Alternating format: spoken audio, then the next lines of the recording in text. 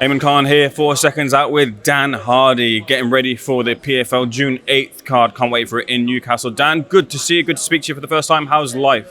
Life is very good, busy, but it's very, very good. All day, everyday combat sports. I couldn't ask for more. Couldn't ask for more indeed. We'll get straight to the June 8th card. Talk me through what we can expect to see, headlined by Savannah Marshall versus Mirella Vargas. You know, it's a stacked card. I've got 15 fights on there at the moment. So I've got 4 fights in the women's flyweight division, 4 fights in the men's bantamweight division. They'll all be part of the regular season. So all of those fighters are fighting off for a place in the playoffs in September in Glasgow. Then we've got feature bouts on the card: Ben Willis, Ibrahim Ibragimov, Mark Ewan. I mean, I could go on. We've got loads and loads of talented young fighters at the early stages of their career. And then up towards the top of the card, we've got Kane Musa Dylan Took. He's going to be an absolute banger at lightweight. And then, of course, the main event with Savannah. I'm so interested to see how she's transitioned to mixed martial arts. The main focus from a boxing perspective is Savannah Marshall's crossover into the MMA field. What are some of the pitfalls you feel that she had to avoid during her time training for her debut and in the fight against Vargas? The biggest challenge, I think, is trying to learn everything, because, I mean, mixed martial arts is so vast. You can be very overwhelmed, feeling like you've got to try and learn all of it. You know, the good thing is that Savannah's been working with Andy Aspinall, who I know for sure is going to be coaching the right techniques at the right time. So taking the skills that she's already got, great hands, good power, good footwork, and then just bolstering that with the skills that she needs to make those skills work in MMA. You know, she's going to need footwork. It's going to be slightly different in mixed martial arts because of the cage instead of the ring. She's going to need takedown defense. She's going to need anti-clinch. You know, there's a few things that she needs to learn, but what she doesn't need to do is to get a black belt in Brazilian Jiu-Jitsu before she steps in there. You know, you can't overwhelm yourself by trying to learn too much. And I feel like she's got the right people around her to make sure that she's learning the skills she needs to be as effective as she can in her debut. What would usually happen in a boxing debut is you'd get a fighter who'd be talked about or touted about. You get them in with a journeyman or journeywoman so that they can showcase themselves a little bit to the fans and to the crowd and to the people that they sold tickets to. Is that the case here? What can we expect to see from Mirella Vargas? Is she a showcase opponent, or is she in there to win? I don't have those kind of matchups on my cards, I'm afraid. It's not exciting for me as a fight fan, and it can't be exciting for the fans watching if they know what's going to happen in the fight. And if I know Savannah as a competitor and as a martial artist, as a fighter, like, she wants a little bit of nerves and anxiety. She wants someone that she has to respect because they're dangerous. And that's what you've got with Mirella Vargas, right? She's a purple belt Brazilian Jiu-Jitsu. She's a kickboxing world champion. She's a big, enthusiastic athlete that's going to come in and try and get the win. Like, there's no secret here. Mirella's coming for a victory. Like, she's excited to be a part of the PFL, and a win over Savannah is the biggest win of her career so far. So she's taking it very seriously. And I wanted a fight that feels like that for the fans, that Savannah's going to have to do something special to win, because Mirella's coming to win as well. Savannah's boxing accolades speak for themselves, but I just wondered, when it comes to transitioning over into the cage, how much of the boxing is actually a disadvantage? Where do you feel that it might play against her in the cage? You know, I honestly think it's about the style of the boxer. You know, like, if you're talking to me about Lomachenko crossing over, I'm going to say, well, his stance is too wide and he's too narrow, and I could kick his leg all day. But with Savannah's style, it's different. Like, she's got a style far more like Julio Cesar Chavez, which is kind of heavy on the front foot, quite square shoulders, good in the clinch, good dirty boxing, and really good power as well. Like, I think, I mean, I watched Savannah and Clarissa fight the other day again, and not only is it a fantastic matchup, but I kept thinking to myself, if this was MMA, I feel like Savannah has the advantage here, just purely because of the way that she fights. I feel like her style of boxing is far more applicable to mixed martial arts than many other boxers. How will MMA fans react to a boxer coming over and transitioning and trying to have success in this field? Sometimes it's not well received. I remember James Toney came over and people just wanted to see him get beat. Do you feel it's the same way? Do you think Savannah will encounter that? Maybe not in her debut because it's a Newcastle home crowd, but going forward, if she wants to succeed, she might encounter the MMA fans not really supporting her. I don't think so, to be honest. I mean, I think that this is a different transition to what James Toney did. Like, James Toney stepped into the UFC against Randy Couture with no training or respect for what he needed to do to win. And the difference here is Savannah's starting out her MMA career against someone else that's a young prospect at the beginning of their career, not an established world champion like Randy Couture. And you know, Savannah's not coming into mixed martial arts to represent boxing. She's coming in to represent herself as a mixed martial artist. It's a whole new career for her. So I think the MMA fan base is going to really get behind her. And the more they see her skills developing as a mixed martial artist, the more they're going to be excited that she's got a lot of potential.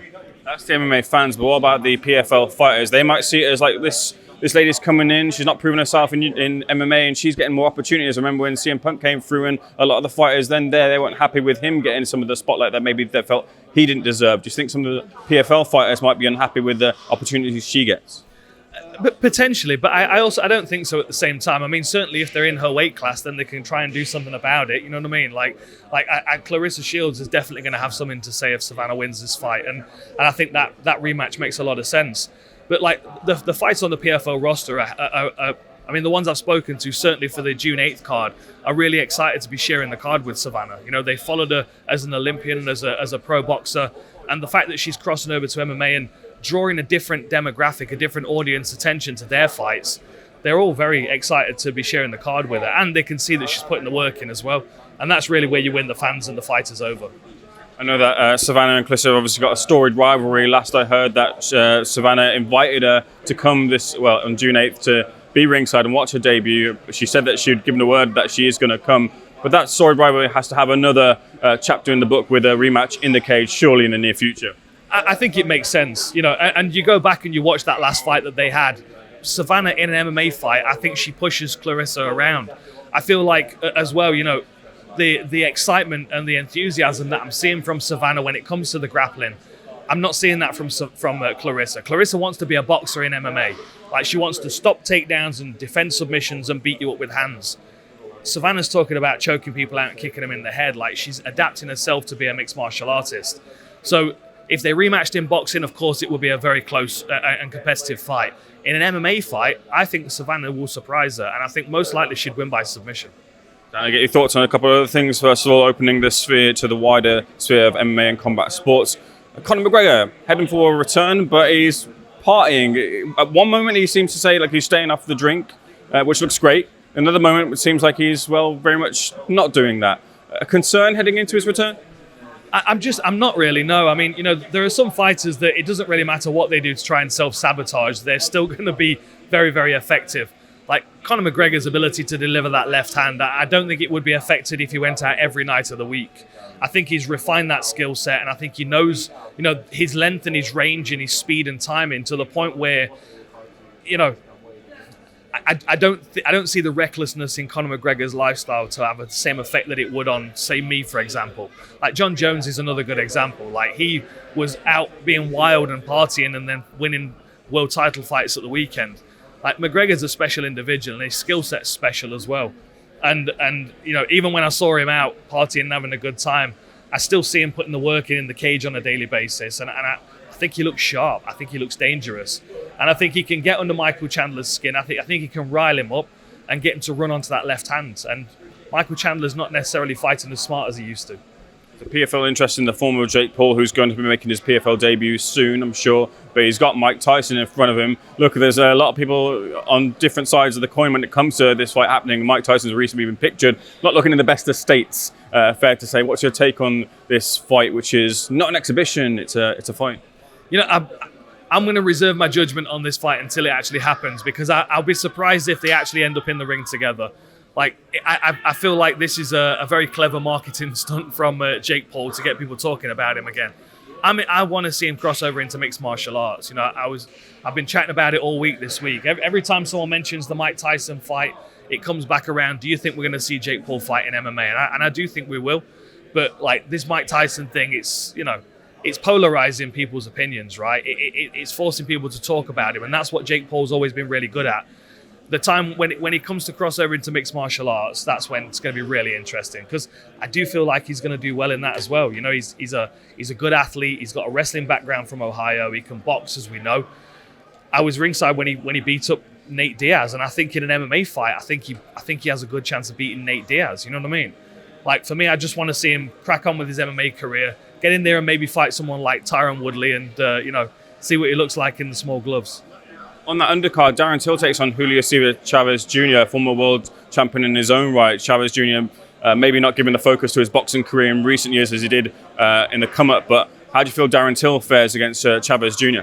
Man, I think it's an interesting matchup. You know, when Chavez is on point, he's very, very good, and he can hold his own against the best in the world. But as you said, it's sometimes him, he loses his focus in training. It becomes less of a camp of a professional athlete and more about going through the motions.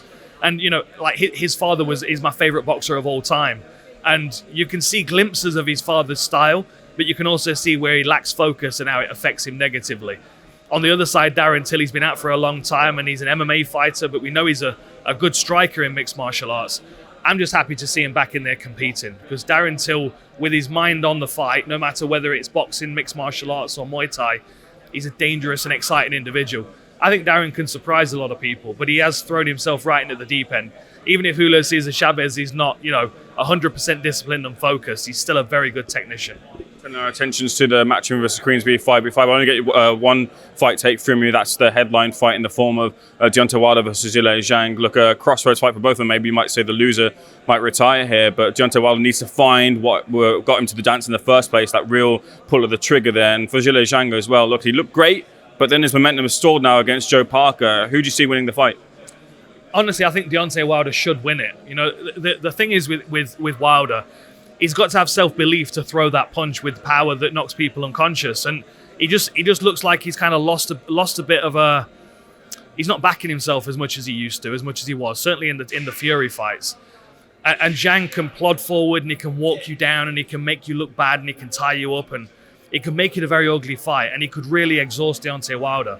But if Wilder's on his toes and he's not trying to outpoint Zhang, I think he can land punches and really hurt him. It wouldn't surprise me if it's a decision, but it wouldn't surprise me if Wilder wins because he's put Zhang on the floor a couple of times. The very last thing for myself, we saw, cast your mind back to a couple of weeks back, Fury versus Usyk. Undisputed heavyweight crown was contested for a lot of talk about the size, a lot of talk about the height difference for Fury between the fight with Usyk, but Usyk overcame that in stunning fashion, maybe nearly had him out as well in the ninth round. Who do you favour in a rematch though? I go with Usyk again. I always enjoy watching Fury's fights, and he is a very clever fighter for a big man. But Usyk's a great athlete, and he's dealing with someone that is a much bigger individual. So he has to use his fight IQ, and he's got a tremendous mind as well. You know what I mean? I feel like he's big enough to make his technique count. And I feel like the fact that he is smaller than most of these heavyweights forces him to use his mind more, which brings out his best assets. I think if he was a physically bigger fighter, I don't think he would be nearly as finesseful or as sharp as he is at heavyweight. I think he wins the rematch again, and I think potentially it'd be a bit clearer this time around. A lot of fallout about the corner with the multiple voices in the corner there. Do you think anything changes there? And just from your experiences, what did you like in your corners? A familiar voice is always important. And from my experience, that didn't even need to be in my corner. Like, I could have my corner team there, but I could also hear one of my teammates in the crowd, or even my sister, I could hear her voice quite clearly. Sometimes it's just having a voice that's there all the way through training camp that you can pick out of a crowd, regardless of whether they're in the corner or not. You need clear, succinct information from a voice that is recognizable. And I think it doesn't really matter how many voices. If you've got the right voice, the right person, it's trusted, I think that everything else gets drowned out by that voice. You think boxing fans may be making too much about that then? I think so, yeah. I think so. Like sometimes when you fight and you can't hear anything. Sometimes when you fight and you can hear a conversation in the front row and nothing from your corner team. It can be a very distorting space, combat sports. You know what I mean? When you're in there in the thick of it, you pick up on things that you wouldn't normally necessarily think you would. Like I've been in fights and I've not been able to hear my corner all the way through the fight at all. Didn't even know whether they were saying anything to me. And then I watched the fight back and they were screaming at me, and I just, for whatever reason, wasn't picking up on it on that time. The familiarity of the voice is always the biggest thing. Someone that's in the camp all the time, almost every day of the week, in your head, giving you instructions. You pick up on that familiarity more than anything. Dan, you said it at the top of the interview. I'll let you leave it at the tail end of it too. Why should people tune in June 8th or buy a ticket indeed to June 8th? Man, we've got a stacked card. We've got the women's flyweights and the men's bantamweights in the playoffs, fighting for a spot in the playoffs. We've got, of course, Savannah making her MMA debut, which I think draws a lot of intrigue. And then all the way down the card, we've got showcase bouts: McGrillen versus Zafarov, Kane versus Dylan Tuke, Ibragimov making his PFL debut, Ben Willis making his PFL debut. Like, these are all superstars that are like prospects in the making that are going to be big names in a few years' time. So this is an opportunity to see the future of European mixed martial arts, and it's going to be a special event with Savannah headlining it.